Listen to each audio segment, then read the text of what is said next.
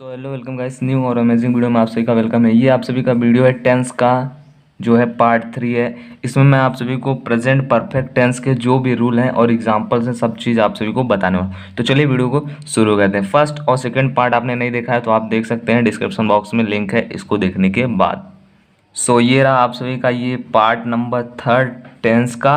First part में मैंने आप सभी को प्रेजेंट इंडेफिनिट और सेकेंड पार्ट में मैंने आप सभी को प्रेजेंट कंटिन्यूस बता दिया था। प्रेजेंट परफेक्ट थर्ड पार्ट चल रहा है। तो सबसे पहले बात आती है कि प्रेजेंट परफेक्ट टेंस को हम सभी पहचानेंगे कैसे कि ये प्रेजेंट परफेक्ट टेंस है। तो इसके लिए सबसे पहले उसका पहचान जरूरी है। तो क्या है इसका पहचान? जिस हिंदी वाक्य के क्रिया के अंत में चुका है, चुकी हैं, चुके हैं, ये आदि शब्द आते हैं उसे प्रेजेंट परफेक्ट टेंस कहते हैं। तो क्या है इसका जो है क्या इसका पहचान? जिस हिंदी वाक्य के क्रिया के अंत में चुका है, चुकी हैं, ये सब शब्द आते हैं उन्हें प्रेजेंट परफेक्ट टेंस कहते हैं। अब बात आती है कि प्रेजेंट परफेक्ट टेंस में मैं आप सभी का अफर्मेटिव सेंटेंस का क्या रूल है कि प्रेजेंट परफेक्ट टेंस में अफर्मेटिव सेंटेंस को हम सभी कैसे बनाएं। कोई भी सेंटेंस मान लीजिए अफर्मेटिव दिया है तो उसको हम सभी प्रेजेंट परफेक्ट टेंस में कैसे चेंज करेंगे। तो उसका स्ट्रक्चर क्या है? सब्जेक्ट रहेगा और उसके बाद हम सबसे पहले सब्जेक्ट लिखेंगे, उसके बाद हैज़ या फिर हैव बीन। अब बात आती है कि हैज़ किसके साथ लगाएंगे और हैव किसके साथ लगाएंगे। तो हैज़ जो है वो आपका सिंगुलर नंबर के साथ एक वचनकर्ता के साथ हैज़ का प्रयोग करेंगे और बहुवचनकर्ता के साथ हैव का प्रयोग करेंगे। उसके बाद मेन वर्ब, जो वर्ब रहेगा उसका थर्ड फॉर्म हम सभी को लिखना है। जैसे गो, वेंट, गॉन, तो गो का थर्ड फॉर्म होता है गॉन। उसी तरह से जो जो भी वर्ब रहेगा उसका थर्ड फॉर्म हम सभी को लिखना रहता है। उसके बाद आपको ऑब्जेक्ट लिखना रहेगा, उसके बाद जो भी अदर वर्ड रहेंगे लिख देंगे। उसके बाद चलिए यहाँ पे मैंने एग्जाम्पल यहाँ पे एक ले लिया है, वह गीत गा चुकी है। ठीक है, एग्जाम्पल है वह गीत गा चुकी है। तो ये टेंस आपका कौन सा है? प्रेजेंट परफेक्ट टेंस में है ये है। तो इसको हम सभी कैसे बनाएंगे? तो सबसे पहले सब्जेक्ट सब्जेक्ट सबसे पहले स्ट्रक्चर के हिसाब से आप सभी को लिखना है सब्जेक्ट सबसे पहले। तो सब्जेक्ट यहाँ पे क्या है? सब्जेक्ट है आप सभी का ही। अब उसके बाद आपको क्या लिखना है? हैज़ या फिर हैव, मीन सहायक क्रिया। तो कर्ता आप सभी का एक वचन है, ही क्या है? एक वचन है, तो इसके साथ ही हैज़। अब उसके बाद आपको क्या लिखना है? He has. अब उसके बाद आपको क्या लिखना है? मेन वर्ब का थर्ड फॉर्म। अब मेन वर्ब इसमें क्या है? गा चुकी है। तो गाने का थर्ड फॉर्म क्या होता है? मीन गाने का होता है आप सभी का जो है संग। सिंग होता है गाना और सिंग का जो थर्ड फॉर्म होता है वो होता है संग। तो यहाँ पे आप सभी का हो जाएगा SUNG, ही है संग।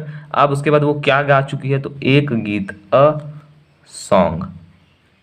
यहाँ पे आपका हो गया ये एग्जाम्पल कंप्लीट। तो अफर्मेटिव सेंटेंस आप सभी को अच्छे से समझ में आ गया होगा। अब बात करते हैं हम सभी यहाँ पे निगेटिव सेंटेंस की। स्ट्रक्चर बहुत जरूरी है और एग्जाम्पल आप समझ लीजिए, सब चीज़ें क्लियर हो जाएंगी।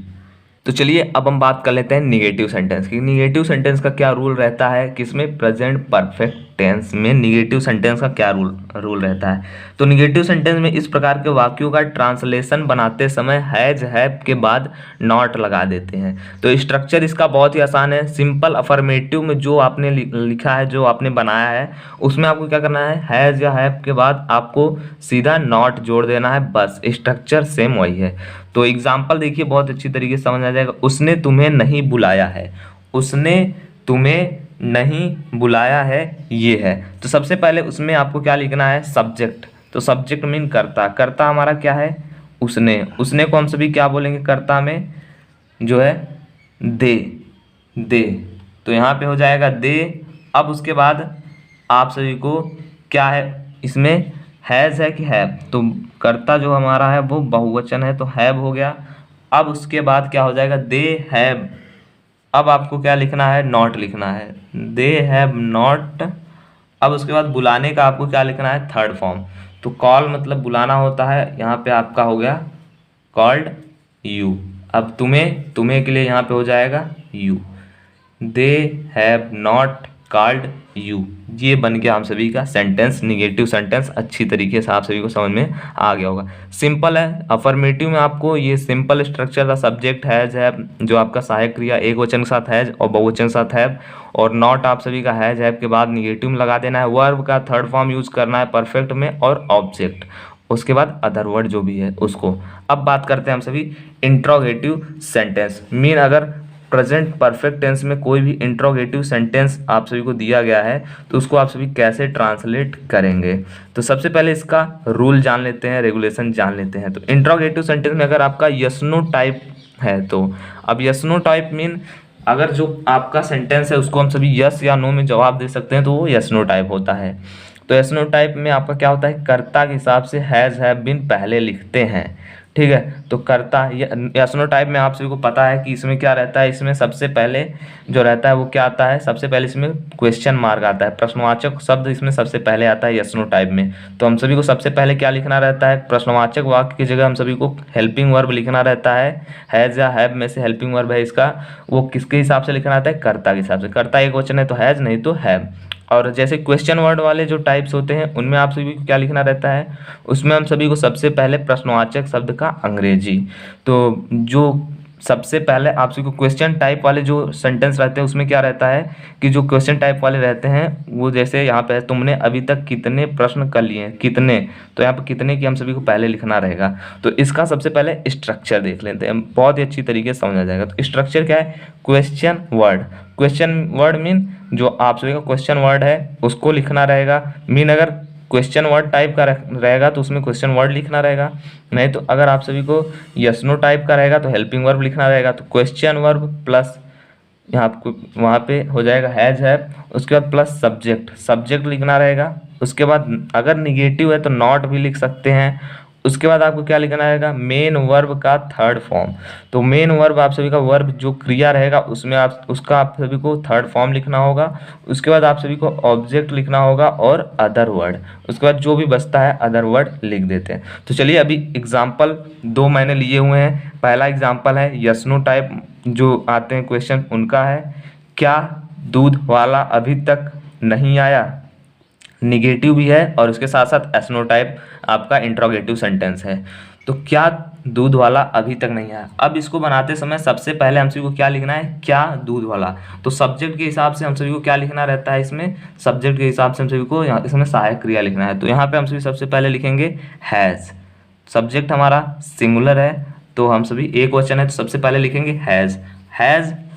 अब उसके बाद हम सभी को क्या लिखना है, सब्जेक्ट लिखना है। हैज़ के बाद सहायक क्रिया हो गया, सब्जेक्ट हम सभी का क्या हो गया, milk man, has milk man. उसके बाद हम सभी को नॉट अगर है निगेटिव है तो नॉट भी लिख देंगे, हैज़ मिल्क मैन नॉट। अब उसके बाद हम सभी को क्या लिखना है, जो मेन वर्ब है उसका थर्ड फॉर्म। मेन वर्ब इसमें क्या है, आना। आना का होता है कम, केम कम, तो थर्ड फॉर्म भी वही होता है इसका। तो हम सभी ने कम लिख दिया। उसके बाद हम सभी को क्या लिखना है, अदर वर्ड। तो क्या दूध वाला अभी तक नहीं आया, कम, सो, एट, फॉर। मीन अभी तक, फॉर इसके आगे हम सभी लिख देंगे। फॉर मीन्स अभी तक, एट फॉर मीन्स अभी तक। अब चलिए ये आपको क्लियर हो गया। क्वेश्चन वर्ड जो रहेंगे उसके लिए मैंने आपको बताया क्वेश्चन फर्स्ट टाइप में। और ये अगर आपका ये हो गया जो WH टाइप का जो होता है जिसमें जो क्वेश्चन मार्क होता है वो क्वेश्चन वाले शब्द होते हैं वो बाद में आते हैं, उसके लिए एग्जाम्पल है। तो सेम है, आपको क्या करना रहता है, तुमने अभी तक कितने प्रश्न कर लिए हैं। तो इसमें आपको सबसे पहले लिखना रहता है जो क्वेश्चन वर्ड रहता है उसको सबसे पहले लिखना रहता है। मैंने स्ट्रक्चर में आपको बताया। तो आपको क्या लिखना है, इसमें सबसे पहले कितने का आपको लिखना है। तो कितने का आप लिखो, हाउ मच। कितने का होता है इंग्लिश में हाउ मच। अब उसके बाद आपको क्या लिखना है, सब्जेक्ट लिखना है। सब्जेक्ट इसमें क्या है, प्रश्न। यहाँ पे आपको लिखना है प्रश्न। तो प्रश्न का होगा QUESTION, हाउ मच क्वेश्चन। अब उसके बाद आपको क्या लिखना है, सब्जेक्ट आपको यहाँ पे फिर क्या लिखना है कि हाउ मच क्वेश्चन। आपको लिखने के बाद आपको लिखना है यहाँ पे हैव, क्योंकि हमारा ये क्या है, तुमने क्या है, बहुवचन है, तो इसके लिए हम सभी को क्या लिखा हैव। अब उसके बाद क्या हो गया, हाउ मच क्वेश्चन हैव। अब उसके बाद सब्जेक्ट हमारा है यू। उसके बाद वर्ब का थर्ड फॉर्म डन, सो फार। तो ये हमारा कंप्लीट हो गया। अच्छे से समझ में आ गया होगा। तुमने अभी तक कितने प्रश्न कर लिए, तो how much questions have you done so far. How much question ये हमारा क्या है, ये हमारा यहाँ पे क्वेश्चन मार्क है। तो चलिए वीडियो आपको कैसा लगा कमेंट्स करके बता सकते हैं। वीडियो अच्छा लगा तो लाइक करिए, चैनल फर्स्ट टाइम विजिट किए तो और वीडियोस देखने के लिए सब्सक्राइब कर सकते हैं। ये था पार्ट 4। पार्ट 4 आपको नेक्स्ट डे मिल जाएगा। तब तक के लिए सभी को thanks for watching this video and keep supporting.